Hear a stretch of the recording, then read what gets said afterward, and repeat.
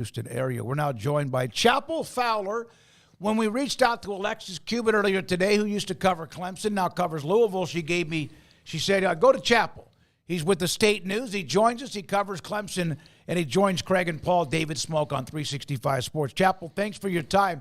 Was there anything that Dabo said this week that maybe one or two things in particular that jumped out best for you? Yeah, well, first of all, thanks, guys, for having me. I'll try to fill in the big shoes that Alexis has there. She's awesome, and I appreciate her passing that along. I think, this Clemson hasn't been in the playoff in 3 years, but if you look at the media crowd around Dabo, anywhere he went this week, it would tell you otherwise. He is still the talk of the league. He's the face of the league. What he says, people listen to. I'd say this week a few things. More than anything else, he didn't make any major news, which he's sometimes prone to do just whenever he opens his mouth, because once he gets going, it's the way he is, for better or for worse. Sometimes he will keep going, and if he believes in something, he's going to say it ad nauseum. A lot of talk this week about his portal stance, which kind of been deliberated over the last few months, and how he's so committed to the guys on his roster, and Clemson doesn't lose a lot of guys, so they don't feel the need to bring in a lot of guys. And, I think that stance will be tested a little bit more if they have another year this year where they're maybe below those standards, where, one Keon Coleman-esque pickup like FSU made last year is going to make the difference. That stance is going to be criticized even more. He's also a former walk-on himself, so he had a lot to say about the new roster limit changes with the House settlement, about where you can have more scholarship players, but everybody has to be on scholarship on your roster. You can't have any walk-ons. And he was kind of talking about his sadness about losing that and how helpful those players have been to Clemson. But pretty muted kickoff appearance for the most part, at least by his pretty lofty standards. Well, I would think, some of those players are still going to be walk-on type players. They're just going to be on scholarship now. Chapel, I'm going to ask you this. I've been a critic of the way he's not necessarily approached it, but the way that he has talked about the portal and why he doesn't need it, because he's the only one that's allowed to use it that doesn't. And here's my thing. Okay, you don't want to go get guys that are, searching for NIL, fine. You don't want to, build a roster that way like Deion Sanders? Absolutely not. You're one of the best recruiters in the country. Your high school, that's impeccable. It's beyond reproach. But what about guys that wanted to go to Clemson, but then kind of got talked into going somewhere else, and then after their freshman year would like to go back to Clemson? So once you tell Dabo no, that's it forever, that's where it kind of sticks me, and I get a little confused. Yeah, no, I think you hit up the nail on the head there. That's kind of my exact opinion on it. In the same way that you can steer clear of the messy parts or the illicit, illegal parts of high school recruiting with inducements and such, there's still going to be a handful of guys, good 5-star recruits, prominent players that want to come play for Clemson, want to come play for Dabo because of what they've built, what they've established with him kind of leading that charge. It's the same way for the portal. Now, it might be a little bit different because obviously those guys transferring are on shorter timelines. They're usually transferring because they didn't get playing time somewhere else, so they want to get to a more prominent school quickly and play immediately. So I understand, again, what he's saying about, a lot of these guys wouldn't consider us. But like you said, that brand, that Tiger Paw, it's national. There's people who care about it, want to play there, have watched them to play on TV. And to kind of just initially handicap yourself from the start a little bit with that, I don't think is a good strategy. Just speaking personally, I don't think it's a good strategy. They did a lot with offensive line in the portal, more than they had. He was very direct in saying something I've never heard him say before, like in a pre-Gator Bowl press conference, hey, we are going to look in the portal for offensive linemen. I've never heard him say anything like that. So they're at least inching a little bit closer to that point, but the way that other schools in this conference have gone all in and helped themselves and added players at key positions, even if it's just one or two guys that really help you get over the hump or win one extra game, they really haven't done that yet. They've signed 2 backup quarterbacks from the portal since the portal became the portal unlimited like it is since, I think, 2021. That's it. So it's a very noticeable strategy, and I think it becomes even more noticeable and fair game to be criticized with what they've done over these last few years, which has been good but not great.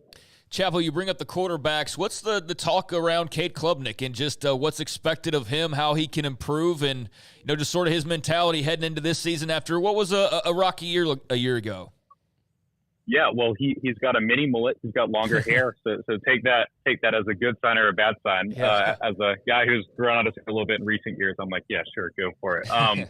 He seemed relaxed today. I think he's taken that year in stride. Last year, I will say, one like kind of media inside the business note. Clemson used to make its offensive coordinator available twice a week. Once a week during the week, and then after every single game.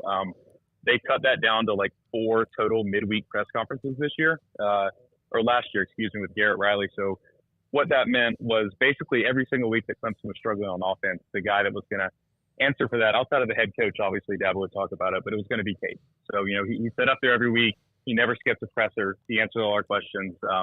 He kept pushing. He ran around a lot, somehow never got hurt. I think he had the most total combined rushes and pass attempts in the ACC last year by a mile.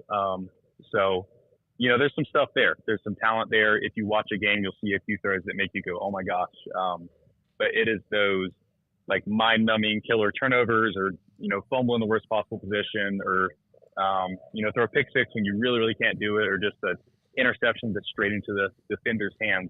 That type of stuff is still popping up a little too much for him, at least for right now. I think they all know that's what needs to change. And turnover luck is huge, right? If you throw 5 fewer of those silly passes, maybe that's 2 fewer pick sixes and you win 2 more games because of it. If that's the single play in a single game that defines stuff. So it's all there for him. And that there's a reason they've kind of hitched their wagons to him, because they know that talent's there. I think anybody who watches Clemson play would agree, but I still haven't seen it consistently yet. I'm not saying it's not going to happen. But that Georgia game week 1 is about the easiest way to figure out if all these strides we've heard about are accurate with him. How much, or will it all, the lawsuits have a distraction on Clemson football? I don't think too much, and I think that comes from the top down. Dabo for years now, because, realignment, it feels like we come to this event in Charlotte, ACC kickoff every summer, and just that's looming over everybody's heads all the time. He's very intent on, that's my president's job. That's my athletic director's job. I'm just here to play the game. You can say that and still read up on stuff and speculate and be curious. But I think for the players themselves, especially the way last year went, there's plenty of internal motivation. And, there's probably some guys on that roster that are like, okay, cool, I'd love to play in the SEC someday. But I think the message from the top down for them, from their coaches, is like, hey, this may be flashy, but we can't focus on this. So I'm sure inevitably there's a little distraction, but especially with stuff kind of slowing down. Recently, there was some reporting recently on a national level that also tracks with what I've heard and kind of read locally, that Clemson and Florida State aren't going to make any movement before this upcoming deadline in August. There's a long Supreme Court appeal-filled battle ahead for both those schools. So I think everybody's just about ready to lace up, and if anything, maybe it's a helpful distraction from the lawsuit stuff to just get back into that instead. Okay, they did not get any linemen in the portal, obviously, because they didn't get anybody from the portal. And wide receiver, they lost Bo Collins, and he was more of a reliable he wasn't a superstar. He's on his way to Notre Dame by any stretch. He's not Keon Coleman. He's not DeAndre Hopkins or anything. But do they feel okay about those positions enough? Or is that where kind of the nerve-wracking part of it is, because there's a lot of unproven youth there?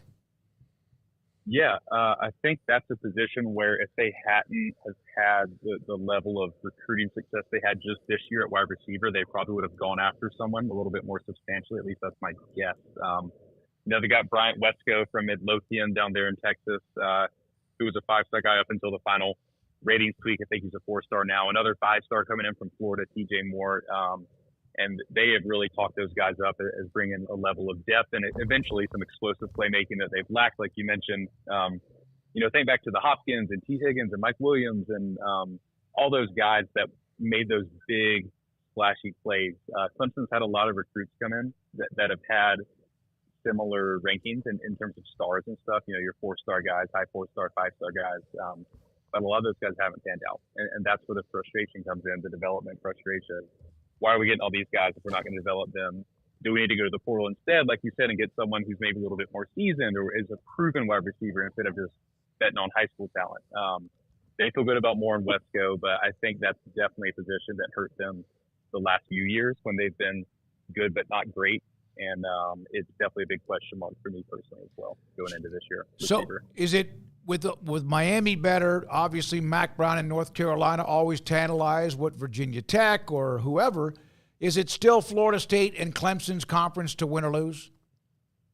I think so. I think if I had to make a pick for the league title game right now, I would say those two. I think the no division format helps with that. You know, it used to be for years the winner of the Florida State Clemson game within the ACC's Atlantic Division was kind of stamped for the conference title game, for better or for worse, because that division was traditionally pretty weak when it existed, and it was one of those two schools winning it every year pretty much.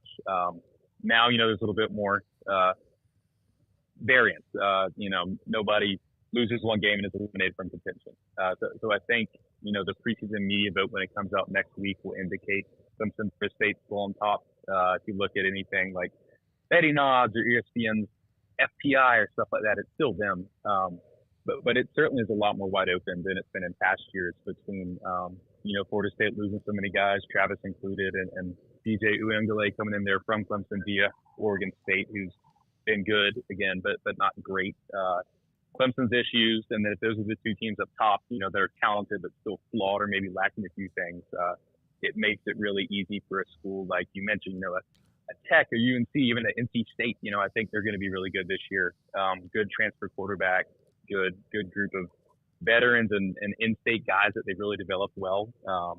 It makes it a lot easier for one of those schools to swoop in and take that second spot, maybe even like you said, with one or two losses now, instead of having to be perfectly undefeated or something to get there to that title game. Chappell, great stuff. We'll have you on again anytime we have something with Clemson, so I'm sure we'll have you on a handful of times during football season. Enjoy whatever break you have left before practices begin. Thanks for your time and have a great week. All right. Thank you, guys. Appreciate you having me. Chappell Fowler, the State News, covers Clemson. When he started